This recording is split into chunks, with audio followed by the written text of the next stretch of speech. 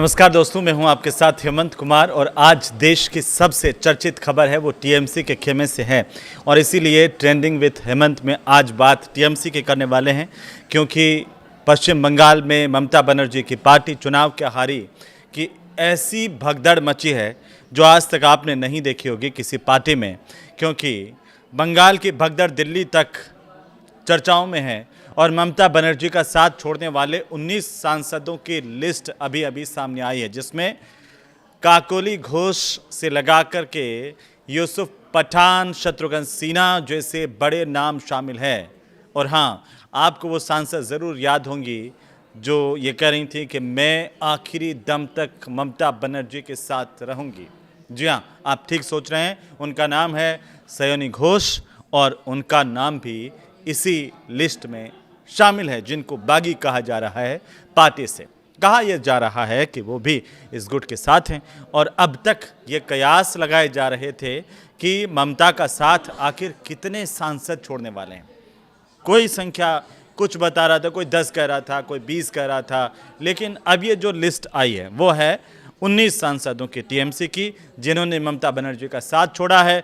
कई जो सांसद हैं उनको लेकर के कयास है कि वे ममता बनर्जी की पार्टी से टूटकर बीजेपी में जा सकते हैं, यानी कि आधे गए इधर और आधे इधर जाने की तैयारी में हैं। यानी कि खुद ममता बनर्जी और उनके भतीजे जिस तरीके से कांग्रेस के साथ उनकी बैठकें हो रही हैं, उससे ये लग रहा है कि आधी टीएमसी बीजेपी के पाले में और आधी टीएमसी कांग्रेस के पाले में। बचा क्या, बाकी के मेरे पीछे आ जाओ। तो मैं उन्हीं सांसदों की बात करूंगा जो बागी हो गए।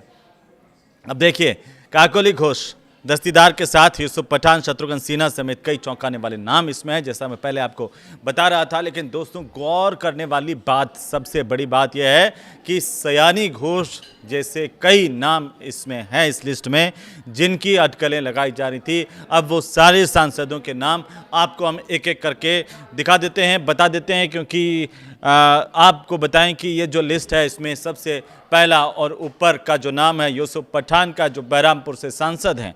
इसके साथ साथ जगदीश चंद्र वर्मा बसुनिया कुछ बिहार से, खलीलुर रहमान, अबू ताहिर खान, पार्थ भौमिक, काकोली घोष, बापी हलदार और सायोनी घोष के साथ साथ माला रॉय, मिताली बाग, देव अधिकारी, कालीपद सोरेन, जून मालिया, अरूप चक्रवर्ती, शर्मिला सरकार, शत्रुघ्न सिन्हा आसनसोल से, आसित कुमार माल, शताब्दी रॉय, रचना बनर्जी, ये तमाम वो नाम हैं जो ममता बनर्जी का साथ छोड़ रहे हैं। यानी कि आप इन्हें बागी कह सकते हैं ममता बनर्जी की भाषा में, टीएमसी की भाषा में। भारत में अब बात करें कि देखिए, इतनी बड़ी तादाद में जब सांसद जा रहे हैं तो सवाल ये उठेंगे कि भाई असली टीएमसी कहाँ है। सवाल ये उठने लाजमी है। ये भी उठेंगे कि क्या इसे दल बदल माना जाए या पूरी की पूरी पार्टी का विलय हो माना जाए। तो दल बदल कानून क्या कहता है, वो ये कहता है कि किसी अगर राजनीतिक दल में टूट होती है और विलय से जुड़ा मामला होता है तो इसमें संख्या का बहुत बड़ा महत्व होता है। अब पहले स्प्लिट यानी अलग गुट बनाने के लिए अलग व्यवस्था थी, लेकिन अब संविधान की जो 10वीं अनुसूची है वो क्या कह रही है, वो ये कह रही है दोस्तों, संविधान की 10वीं अनुसूची इसी पर प्रकाश डालती है और ये कहती है कि मुख्य रूप से विलय का प्रावधान बचा हुआ है। आमतौर पर 2/3 विधायक या सांसद अगर किसी को छोड़ करके चले जाएं, उनका समर्थन किसी बड़े कदम को राजनीतिक और कानूनी मजबूती देता है। यानी कि आप 2/3 अगर टूट के जाते हैं तो उन पर यह कानून लागू नहीं होता है। ये आंकड़ा 19 का सिर्फ एक संख्या नहीं है, एक नंबर नहीं है, बल्कि राजनीतिक शक्ति का प्रतीक बनता हुआ यहाँ पर दिखाई देता है। यानी कि ये इसके ऊपर कोई कानून लागू नहीं होता। हालांकि केवल संख्या जुटा लेना काफ़ी नहीं होता है इस कानून के बाद में। इसके बाद भी कई तरह के संवैधानिक, कानूनी, प्रक्रियागत सवाल खड़े होते हैं। लेकिन सवालों का क्या, अभी तो जो हो रहा है उसी को देखिए, क्योंकि अब इससे परे आप ये देखने की कोशिश कीजिए कि ये सब कुछ जब घट रहा है, ये सब कुछ जब हो रहा है, तो उस वक्त टीएमसी का जो महत्वपूर्ण चेहरा जो लगातार सालों से लड़ता हुआ नजर आता था, वो चेहरा क्या कर रहा है, वो शख्सियत क्या कर रही है। यानी कि हम बात कर रहे हैं ममता बनर्जी की, तो ममता बनर्जी के हाथ में क्या है अब, ममता बनर्जी का अब आगे का कदम क्या हो सकता है, क्योंकि उनके इतने सारी तादाद में नेता छिटक करके गए हैं, ज़्यादा दिन नहीं हुए हैं अभी नतीजे आए हुए, लेकिन टूट बहुत बड़ी है। टूट इतनी बड़ी है कि क्या टीएमसी का अस्तित्व बचेगा स्वतंत्र तौर पर या नहीं, ये सवाल अब सबके सामने है और पूरा देश देख रहा है कि ममता बनर्जी अब क्या कर रही हैं।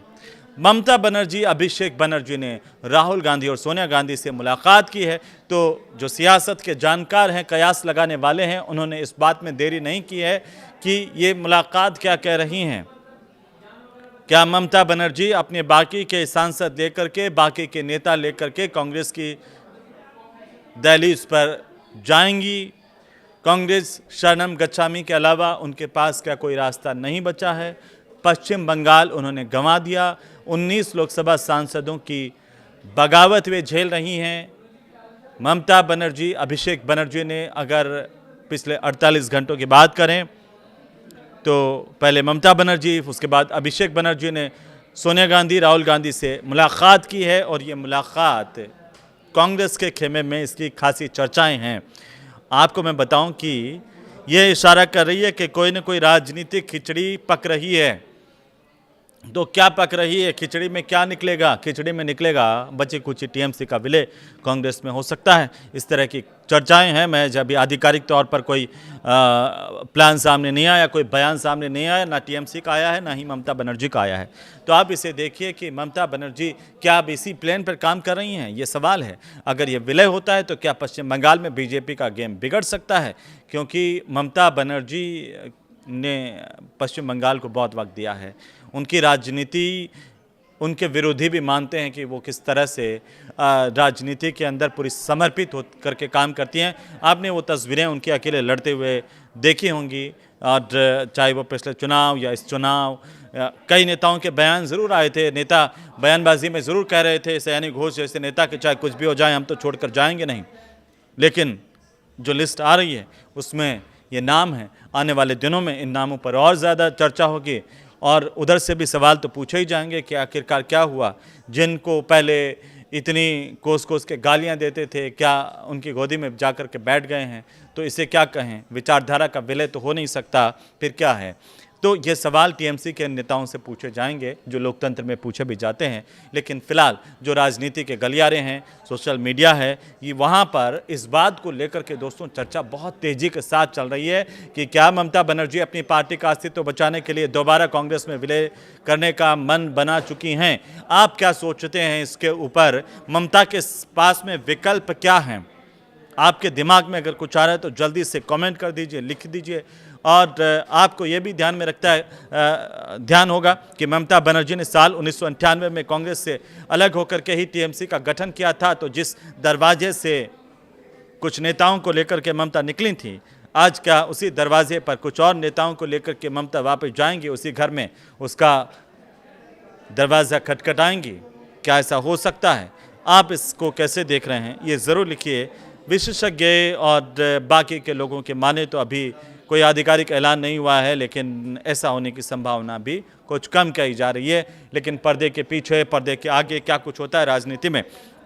क्योंकि राजस्थान के पूर्व मुख्यमंत्री अशोक गहलोत का एक तकिया कलाम है कि राजनीति में जो होता है वो दिखता नहीं है और जो दिखता है वो होता नहीं है। तो क्या दिख रहा है और क्या हो रहा है, और क्या हो रहा है वो हमें नहीं दिख रहा है, उस पर भी आपको देखने की ज़रूरत है। लेकिन ये एक बहुत ही रणनीतिक गठबंधन होगा अगर ऐसा होता है तो, और एक कुछ ना कुछ पर्दे के भीतर ज़रूर पक रहा है। और अगर आपको ये वीडियो अच्छा लगा हो तो आप इसे शेयर कीजिए, लाइक कीजिए और कमेंट में ज़रूर बताइए कि आखिर अब आगे की संभावनाएं टीएमसी ममता बनर्जी के सामने क्या कहती हुई नज़र आ रही हैं और क्या बनती हुई नज़र आ रही हैं। नमस्कार।